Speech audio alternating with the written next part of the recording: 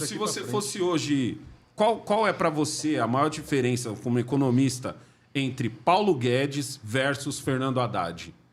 Entendeu? Se você pode falar assim, ó, negão, Paulo Guedes é isso, isso, Fernando Haddad é isso. Porra, cara, isso aí é até uma ofensa ao Paulo Guedes, cara, porque muitos podem concordar, ninguém é unânime. A gente chega no final do dia, quantas vezes você chega no final do dia, você olha no espelho assim, você fala, caralho, eu não devia ter falado isso que eu falei. Você discorda de você mesmo, muitas vezes. Então, como é que você vai concordar? Como é que você vai achar que, porque o cara tá lá, com toda a dificuldade, você vai concordar com tudo que ele... E mais, quem tem o conhecimento que o Paulo Guedes tem? O cara é um monstro na economia. O cara é um monstro de estudar, de ler livro. Você pode discordar dele, mas, cara, o cara é um monstro, todo o histórico dele. Então, eu vou te falar uma coisa, cara. O Haddad tem um livro de 1998 que ele faz defesa do socialismo. É um livro sobre o socialismo que deu. E o Paulo Guedes, cara, assim, todo o histórico que ele tem estudado fora e tudo mais. Analisa os países capitalistas tirando gente da pobreza e o socialismo.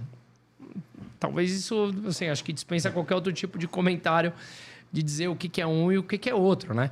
E, de novo, eu sou muito mais adepto dessas ideias pró-mercado, abertura, concorrência. Cara, que é o que a gente tava... Quantos podcasts hoje tem? E tem espaço para todo mundo? Quantos estão porrando aí, cara? Tem um podcast porrando, negão. Quem diria? Isso é livre mercado, isso é abertura de mercado. Imagina, chega um cara que fala assim, agora vamos socializar todos os podcasts. Regular. Não é socializar, é regular. Mas que é pior ainda. Mas o Haddad é marxista, né? No livro dele é marxista. E o Marx prega socializar os meios de produção. Então, você socializa o meio de produção, que tudo pertence ao Estado. Então, pô, você prega... Agora você vai ter 3 podcasts, os 3 podcasts pertencem a mim. Porra, cara. O que dá liberdade das pessoas escolher é um mercado aberto. Se eu não quero vir aqui nesse podcast, eu vou no outro. Se você não quer ver o meu, você vai no outro e tá tudo bem. Sim. Sabe que se com respeito tem um monte de gente discordando do que eu falo ou desconcordando, cara, é a discussão aberta que a gente vai crescer, evoluir como ser humano. Agora, você quer fechar. E o pior de tudo, centralizar as decisões na mão de burocratas que muitas vezes entendem menos do que você sobre um assunto. O Estado ele faz uma coisa muito boa. Ele te trata e te eterniza como uma criança. Onde ele aparece e fala assim, olha, deixa que eu cuido do teu dinheiro de aposentadoria. Deixa que eu cuido da tua saúde. Deixa que eu cuido do não sei o quê. Irmão, deixa comigo. Eu tenho 41 anos. Eu sei sofrer as consequências. Se eu errar, beleza, eu assumo, cara. Porque assim, quem é o Estado? Quem é o INSS? É um mero burocrata que tá lá mandando. É um político indicado. Porra, quem assumiu a Previ agora? A Previ, para quem não sabe, é o fundo de pensão, ou seja, de aposentadoria dos funcionários do Banco do Brasil. Sim. São 200 mil mais ou menos cotistas, tá? 200 mil aposentados. Tem 270 bilhões de reais para fazer a gestão. O Lula colocou um escriturário do Banco do Brasil que nunca trabalhou com finanças. Nada contra o escriturário, mas trabalha no dele. O cara nunca trabalhou com finanças. Ele vai cuidar 270 bi. 270 bi dos aposentados, que foi o mesmo fundo que estava em corrupção nos anos do PT. Então, assim, o ponto é, caralho, assim, tá tão escancarada a coisa que é óbvio que o cara tá lá como um mero fantoche para receber a ordem. Porque se você nunca trabalhou com finanças, como é que você vai cuidar de 270 bi, cara? Você vai me botar para jogar com o Neymar? Porra, não faz o menor sentido.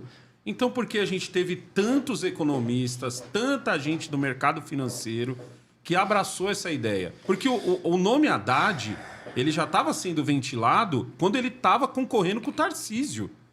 Tipo assim, cara, se o Haddad perder por Tarcísio, provavelmente ele encara um ministério e o Ministério da Fazenda. Não seria o da Educação, que foi um que ele já pegou. Já estava sendo falado o Ministério da Fazenda, já estava sendo falado o Mercadante de volta ao BNDES, já estava sendo falado um monte de... Não é novidade. Então, por que tanta gente abraçou? Por que tantos amoedos abraçaram isso daí? Negão, eu não sei. Eu já perguntei para alguns. Algumas pessoas criaram... Eu acho que foi o ranço que criaram do Bolsonaro. Se ele falou demais, não falou. Cada um tem seu próprio julgamento. Mas me parece extremamente irresponsável da parte dessas pessoas terem apoiado. Isso não tem a ver com o Bolsonaro. Você vê nos meus vídeos, cara, desde o dia que ele perdeu, eu não falo mais o nome do Bolsonaro. Porque eu falei, vira a página, agora eu preciso ser oposição. Puta que pariu! Agora eu preciso... Caralho, quantas vezes eu não falei isso? Agora eu preciso... Falou? Porque, cara, é uma obviedade. Então tem gente que entra lá nos meus vídeos comentando e fala assim, pô, mas no Bolsonaro fazia isso. Eu falei, vira a página. Assim, não muda mais nada falar do Bolsonaro. Bolsonaro já foi, é passado, cara. Agora eu quero fazer oposição com dados, números e fatos. Eu quero falar dele quando ele chegar e falar assim, ó, eu vou liderar tal oposição. Aí beleza. E o fulano aí a gente vai outra. falar Porra, bem ou mal. Tanto isso, aí a gente vai falar bem ou mal, tanto faz. A gente vai opinar com o que a gente verdadeiramente acha. Desculpa o palavrão, mas eu precisava soltar ele. Porra, meu, mas é isso. Puta que pariu, velho. Cara, página virada. Página virada, cara. Esquece o cara. Agora vamos falar disso que tá aí. Então, eu acho que foi uma irresponsabilidade muito grande, porque, de novo, não tem nada a ver com ele. Mas estava claro, é o que você falou, estava claro. Estava claro. Mas são pessoas que, desses economistas, são pessoas que, primeiro, em 2 semanas de governo pularam fora, né? Exato. Olha, não era bem assim. Influenciadores. Cara, falei, quantos anos você tem, cara? 2, 3 anos de idade? Ou você tem uma maturidade? Pô, você é um cara de 40 anos de mercado. Não entende nada, porra. Porra, você entende pra cacete. Um baita de um economista. Cara, dá aulas, assim, aulas e aulas de economia. Como assim, cara? Como assim? O mínimo do mínimo que você tem pra pensar, pra fazer uma análise aqui econômica. Eu acho que, pra lembrar de alguns nomes... Se pelo menos o discurso fosse diferente, se o discurso do Lula fosse não, eu vou trazer todo mundo aqui, nós vamos fazer diferente, cometemos... Olha, eu falei tanto isso, Bruno.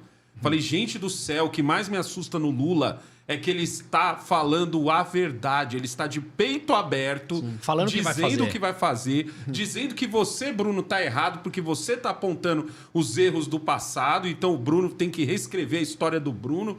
E eu olhava assim e falava, caralho, irmão, se o Lula falar a verdade não te assusta, nada te assusta. Nada mais. Nada mais te assusta. Nada mais, cara. Porque eu acho que aquela carta que ele fez aberta, lembra, em 2002, aquilo pra mim era pra ele fingir. O verdadeiro é esse. Que voltou chancelado. Então a minha pergunta é, se agora que ele tá falando a verdade, com as catástrofes que ele fala, depois de agora tudo que você já olha fez... e fala, não, acho que ele tá mentindo, é só um discurso. Você quer pagar pra ver? Mas, de novo, de quem nós estamos falando? Sei lá, Gustavo Franco? Gustavo Franco fez um artigo na Folha de São Paulo, com todo o respeito que eu tenho dele como mercado financeiro, que gigante, como economista gigante. O cara me fez um artigo na Folha falando que ele sonhou uma noite que o Lula ia fazer um bom governo. Então ele estava confiando no Lula.